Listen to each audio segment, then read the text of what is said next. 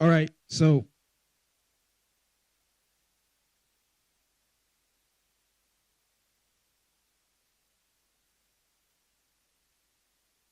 like Elias said, our next section is fundraising for high impact initiative in the African context. And this section, the speaker will explore,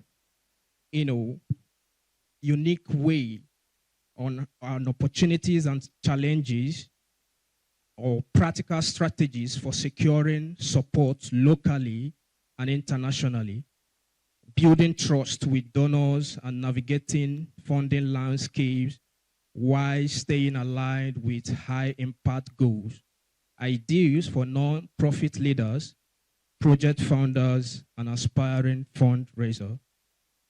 And the speaker for this session is no other person than Miss Aurelia Adhiambo.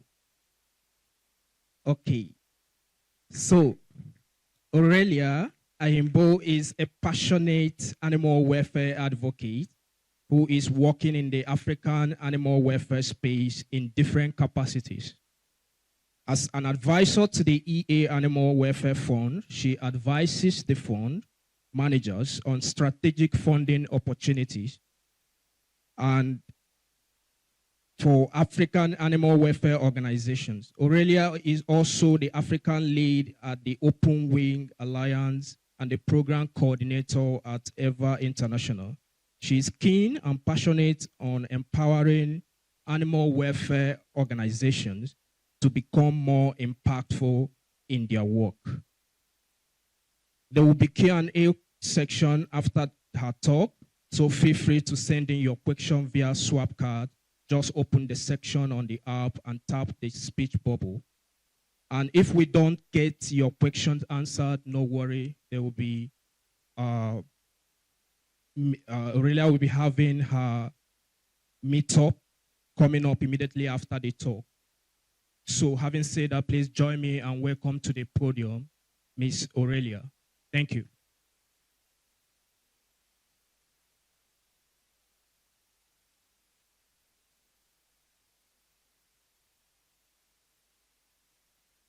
Hello, everyone. Good afternoon or good evening. Yeah, I'm pleased to be here. Thank you. I'm pleased to be here. My name is Aurelia Adhiambo, and greetings from Kenya first. Thank you. So I'll be speaking about fundraising for high impact initiatives in the African context. And I hope it can be more of a dialogue so that we can understand as Africans what works for us. How best can we be impactful in our fundraising initiative? There is me. This was last year at a certain conference. I always like to introduce myself by giving a short backstory. Over the past 2 days that I've been here, I've just been delighted seeing all the young faces, and it gave me a reminder of where I started from. I joined the movement in around 2018 when I was in campus. I was in undergrad. I think that was first year or second year. And I was a very active student. And by active, meaning that outside the curriculum, I was always invested in trying to know what is happening around me, what is interesting. And during that time, there used to be spaces in campuses around Nairobi, and I would attend as many as I could. I would sign up for events. I'd go to meetings, especially those that were free and open. And that's how I came to know about animal welfare. And that was a time in Africa, in the movement, where the space was just very small and growing. There weren't so many advocates. We were a couple. I remember I attended a summit in Cape Town in 2019, and we were less than 15 people from the whole continent. So I was lucky enough to join the space at a time when it was starting out in Africa. And the reason I'm sharing this is just to encourage you that such platforms are very important. Keep attending, keep putting yourself out there.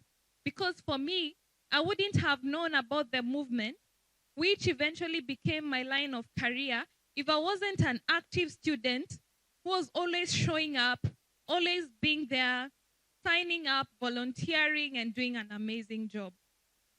Yes, so that is me. I work as the Open Wing Alliance Africa lead.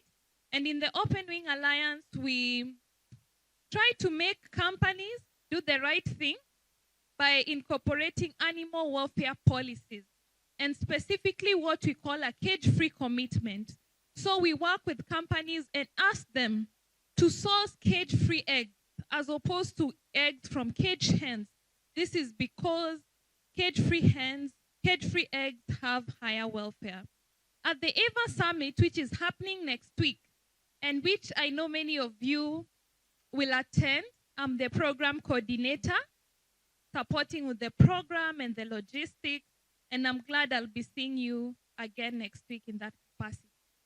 And at the EA Funds, I also work as the fund advisor. So, what will we cover today in our session? Firstly, we'll go through some sort of strategic advice, some practical guidance, some tips on effective fundraising, and then I intend for us to have some sort of open discussions, and then I'll have office hours after this. And the objectives, what are the objectives of this session? To offer some tips on securing some high-impact grants, building some funding relationships, to explore some of the challenges that we face as African groups in fundraising, and then to continue this dialogue. And I hope this won't end here. So part one, fundraising tips for African, let me say animal welfare organizations, because most funding opportunities are directed in this space. Firstly, I found that consistent branding is a very important part of fundraising. I've been looking at us over the past 2 days, and I see so many beautiful dresses. I was just telling some of the people interacting here that I've seen such beautiful designs and clothes and everything. And that is part of your branding, right? Right? Because by the time you leave your home, you ensure that you look well, your dress is aligned, the colors are matching, you put your earring, you put your makeup, you wear a nice suit, and for the gentleman, the nice, what do we call this cloth? Kaftan, which I really like as well. That is part of your branding as a person, because you value how people perceive you, right? What about you as an organization? I've met very interesting and interacted with us here, and I've seen a couple of people who have very nice ideas. But beyond the one-to-one discussion, does anyone know about your organization? How many people here have an active organization? I can see a couple of hands. How many of your organizations have a good website? Very few. Okay, let's leave website. Social media, at least one social media page. Which social media page do you have? Facebook. Okay. Yes, which social media page do you have? Yes.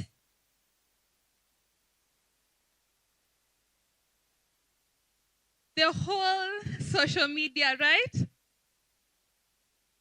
if you're doing such amazing work and you don't even have a website or social media, how do you expect us to find you? If I'm just hearing, if it meant that I had to come to Abuja 4 hours, 6 hours from Nairobi, just to see and know, oh, there's this organization in Abuja, but I wouldn't have known about it unless I came to this space. How else will you expect a funder to know about you? Do you see the importance of branding? Does anyone see how important it is? Visibility is very important. I always tell people that your website, your social media is your office, because we are in the modern digital world where not everyone can visit you in person, but people can scroll from the comfort of their home and they can see that there's this impactful organization in Abuja, they are doing such amazing work. And how do they do that? They can see through your posts on LinkedIn, through your posts on Facebook, through the updates you share on TikTok, on which other pages, all these platforms. So it's good to have professional, consistent branding. Because that's the only way, actually, I find that many of these funders, the first thing when you apply for a grant, they like, look, are you online? Okay, I'll review your website. Are you doing this? I'll read your reports. I see your posts. And actually, I usually interact with many animal welfare organizations' pages on social media, especially LinkedIn. And I usually see that a couple of them take an extra mile to even tag some of their funders. They post, oh, we did an interactive workshop on this date. These were the objectives. They add a few pictures, and then they tag their funder. You can imagine the power of doing that as opposed to someone who is not. That is the power of branding. And branding of itself is not just important, but being consistent in branding. Being consistent in how you put yourself out there. For example, if I check your Facebook page and I see you posted last year, November 2024, what will be the first assumption? Someone can... You're not active, right? You're not reliable, right? Or maybe you closed down, right? But if I check and I see this page posts every week, every other time, maybe they did a webinar. They even took screenshots of the webinar with a clear explanation, pointers and learnings and so forth, and posted. That shows that this is a active and ongoing endeavor, right? And you may wonder, okay, we don't have anything to post. Where do we start? As an organization, perhaps you have not yet got funding, which is the common complaint by people. So you're not able to have interactive activities that are ongoing that you can post. Assuming, let's say, we have Abuja Animal Welfare Organization, and this is an organization that was established to do effective advocacy. As you're continuing to fundraise, perhaps you don't have ongoing funded activities, but are there things you can do? For example, maybe you're in this seminar, right? You can even take some pictures. A few people take a picture of a session and write a good caption that our CEO was in attendance at the EAGx, right? That's something to do, right? There are so many things, and I'm happy to discuss over this during the office hours that we can explore even as we continue to fundraise so that our branding is consistent and we are out there, right? I also believe in sharing stories. Everyone comes from somewhere. Each of us seated here, we started from somewhere. We have stories. We have stories that have brought us where we are here today. We have stories behind us, behind what we do and who we are, what motivates us, what triggers us, what makes us happy, because we are human beings, right? And I love the stories, and I love the power of a very good story. Perhaps where you started and as an organization, to the point where you're growing, started from somewhere. If I talk to Estelle, she tell me, we started Effective Altruism South Africa last year. There was a story behind that, right? Can we sit down even as we evaluate and identify where did we come from? Some of these stories, you may think that they are just by the way, but they are very strong. They have a lot to tell about who we are. And if we learn to effectively communicate through this storytelling, we can effectively identify our theory of change and connect with funders who can assist us. Another tip is also financial reporting and being transparent. I've seen a couple of organizations who have not really started off well, but because of being hidden, lack of transparency here and there, they lost very good opportunities. But we can discuss that later.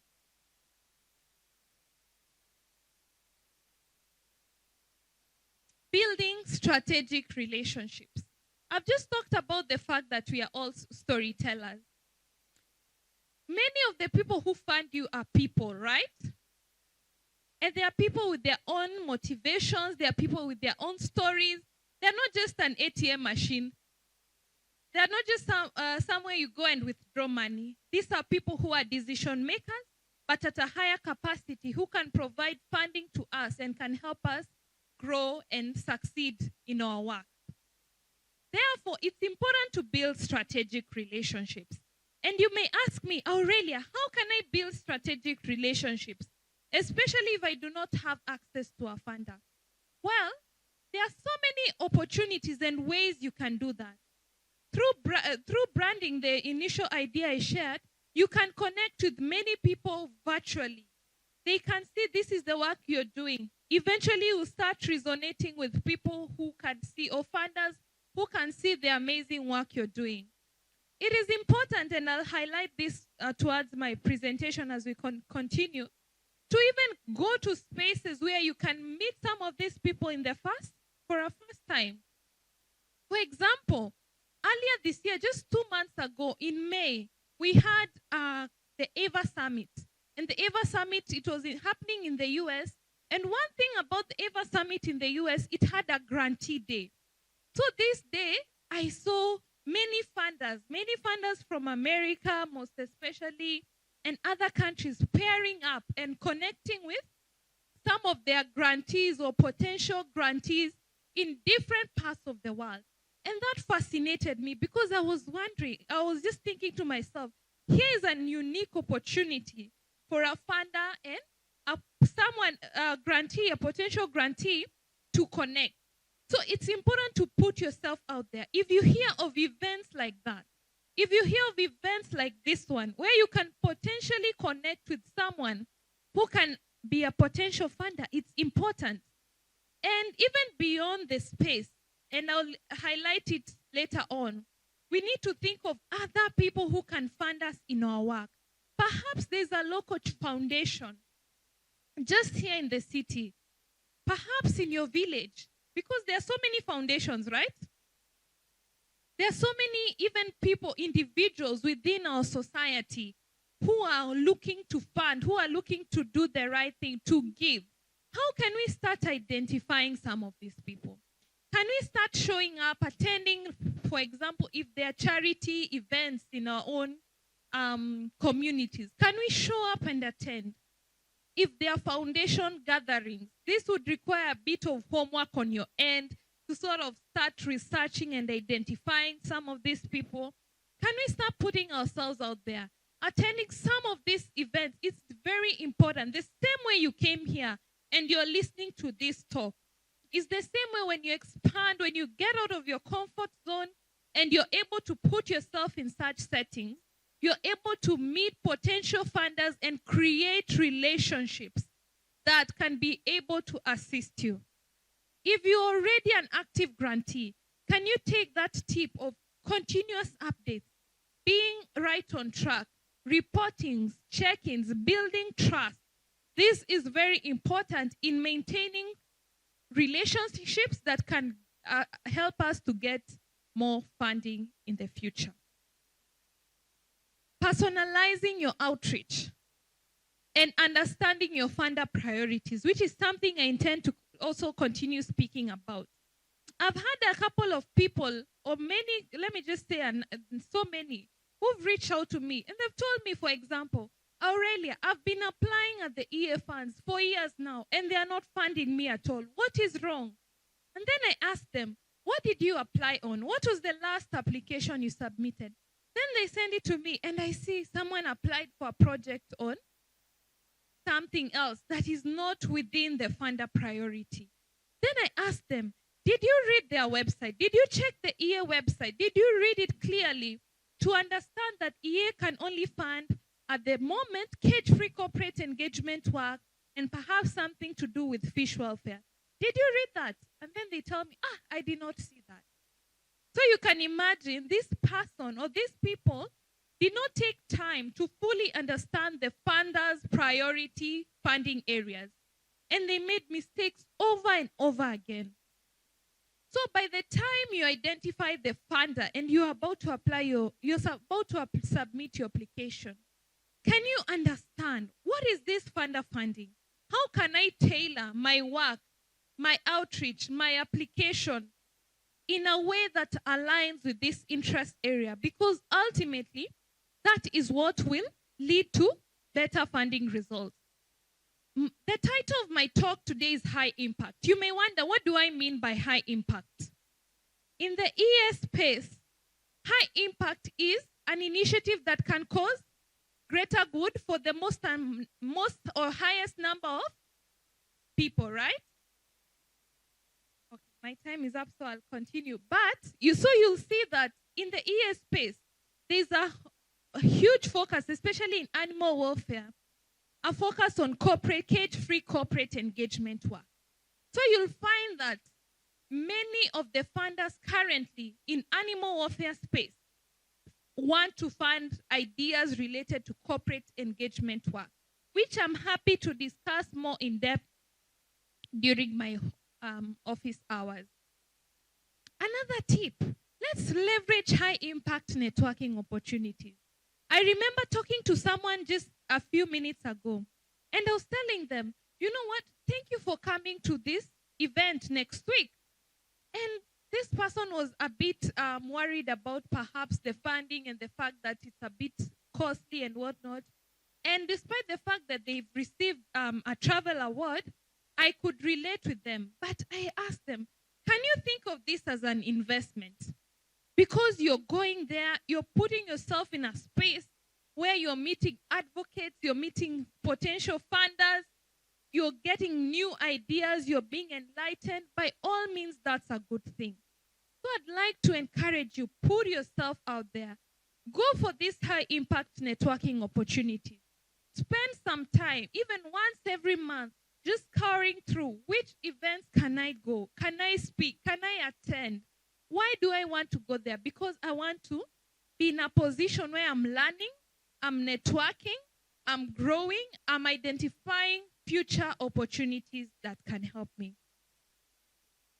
And I've already spoken about this.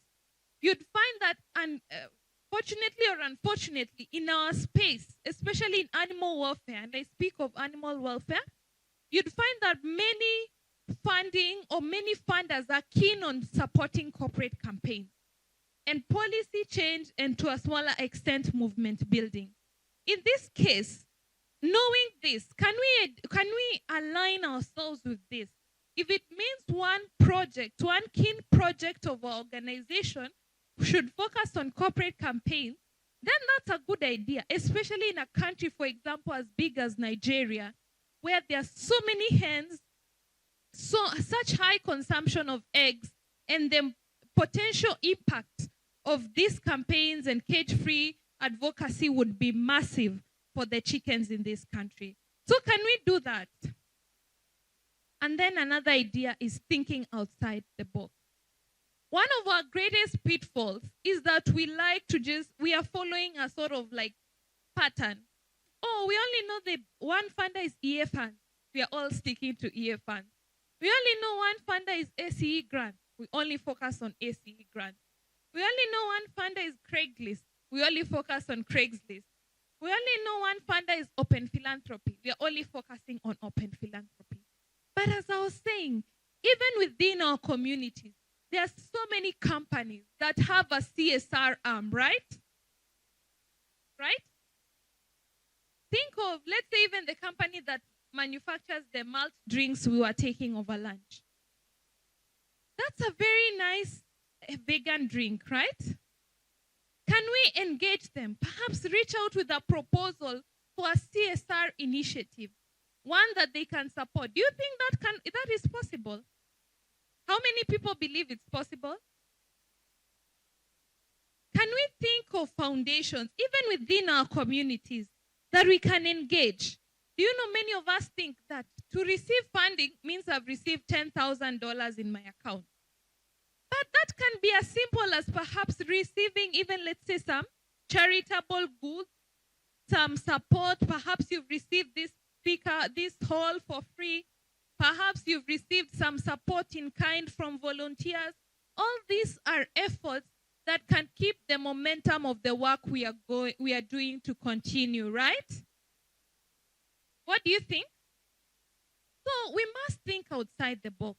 We must think beyond all these mainstream funders from the West. We must think of ourselves. How can we start thinking to fundraise locally? Do we have crowdsourcing platforms locally? In my country where I come from, we have this platform called Mchanga.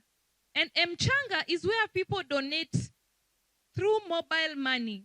And it is as simple as one person can donate 10 shillings, one person can donate an equivalent of $1 and so forth. Very small monies, but because we are crowdsourcing, the potential impact of receiving such funds can lead to high impact work because we can receive enough funding. Can we think of ideas like those? Can we think of creating a donation page on our website? Remember, I was talking about the importance of having a website. On your Facebook page, can you create a donation page, a poster, post it on your Facebook page, highlight we are looking for funds to do this potential good in our community. I'm sure there are people who can show up and fund us, right? We can target company sponsorships. Let's look for these companies that are keen on sustainability. Yeah. So part 2, and I'll rush through because of time. Some of the bottlenecks that we continue to face in the African context. We have limited access to networks and of international funders and advisors. But thank God for events like EA Forum or EAGX, like this one, where we are able to sit down and discuss this thing. And I believe that as we continue to have more spaces to discuss these issues and bring us together, we can continue to identify potential solutions. Sometimes language and cultural gaps come in communicating impact. But we also have platforms like this. If you identify that communicating your vision, your ideas is a challenge, feel free to approach someone within us who you think is an expert, or approach us and see how we can link you to potential experts. I'm sure there are people in the space who can be willing to assist, even at pro bono. Resource constraints. We have issues to do with grant writing, financial management, which is very important, and lack of visibility, which I've talked about extensively at the start of my presentation. So, what are the strategies to overcome some of these challenges? Collaboration. It's important for us to collaborate, right? Right? We have to come together. Some of these challenges we face are societal challenges. They are systemic issues, which you as an individual may find it hard to overcome. But if we come together, for example, this platform is a very nice platform where we've come together, where we are discussing the issues we are facing and just trying to identify how can we solve this. Transparency. It's very important to be transparent. The Bible says, you cannot be trusted with a small thing. You cannot expect to be trusted with a big thing if you cannot be trusted with a small thing, right? I think there's a scripture that says something like that. Like, yeah, I'm sure you understand what I mean. But, so this means if I cannot trust you with $200, can I really trust you with 10,000? Transparency with the little things is important. Remember, it's a journey. Let's take advantage of EA-aligned resources. The tools we get, the meetings, the resources, all the readings. I personally take time, at least every 2 weeks, to go through articles on the EA forum, and I do it religiously. Why? Because I get to learn, expand my thinking. I get to see what is happening in the movement, and I get to connect, and I really enjoy that. Perhaps I'd like to challenge you to do that as well. So I think we're going to get into a session where we discuss some of these things and continue to talk through them. But I found that some of the biggest funders in the space, especially focusing on animal welfare, include the EA Animal Welfare Fund, the Open Wing Alliance, ACE grants, Craigslist grants. We have Open Philanthropy, Thrive, which focus on vegan advocacy, the Stray Dog Institute, Find Provage grants, and individual donors, and many people who I am encouraging you to find ways to reach out to help you support your amazing work. Yeah. So as I conclude before we get to the Q&A, I'd just like to highlight that fundraising is not just about big proposals. It's about relationships. It's about clarity. It's about strategic alignment. Yes. So I think that as Africa, we are going there. This space alone is enough proof that we are making concrete steps towards becoming more visible, more known, grow, and do amazing work. So I'd just like to thank you so much for listening to me. Yeah, thank you.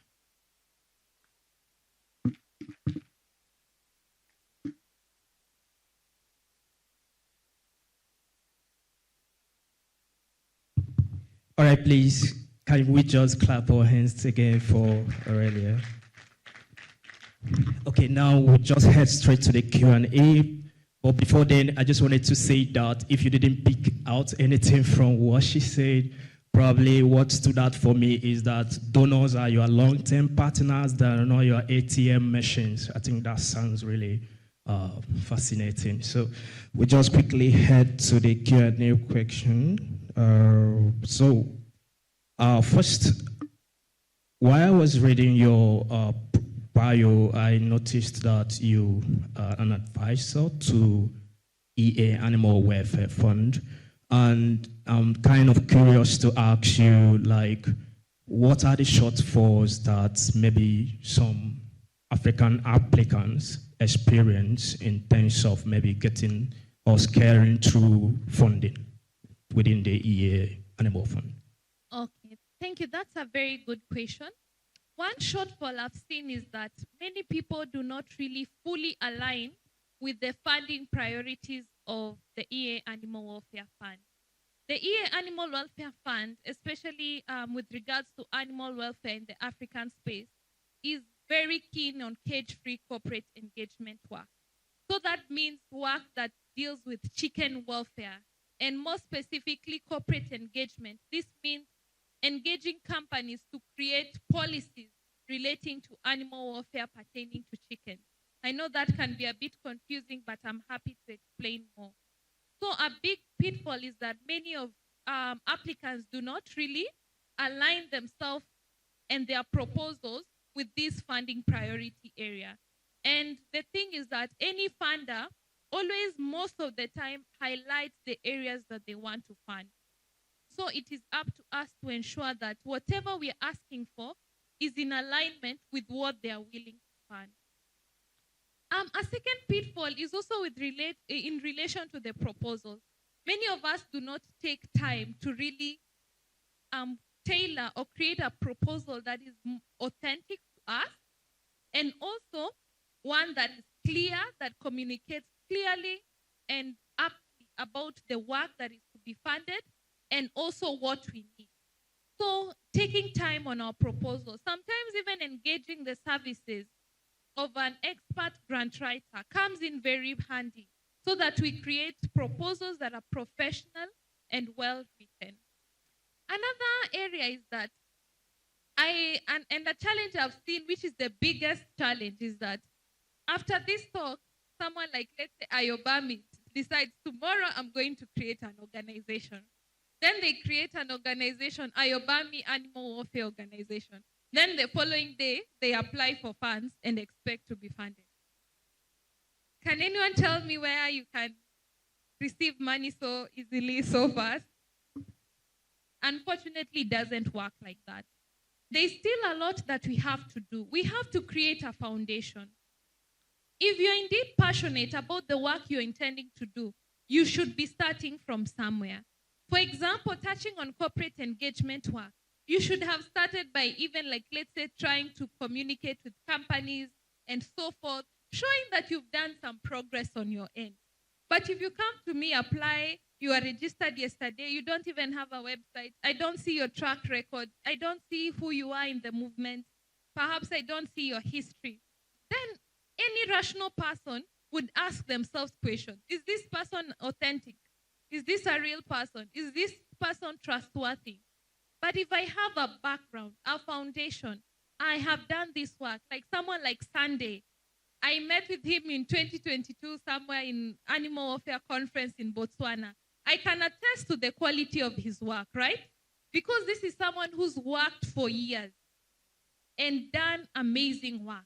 So it is clear to see the trajectory. Yes, this is an expert who's passionate, who's doing well, who's authentic and genuine, who has been in this space for long enough. I can trust him with this funding. So in summary, those are some of the pitfalls that we face. Thank you so much. So we can see definitely that Aurelia has much to say on this, and because of time, I would want us to move the next question to office hour happening at the exclusive hall. Please find yourself there. Please join your hands together for Aurelia once again. Thank you so much.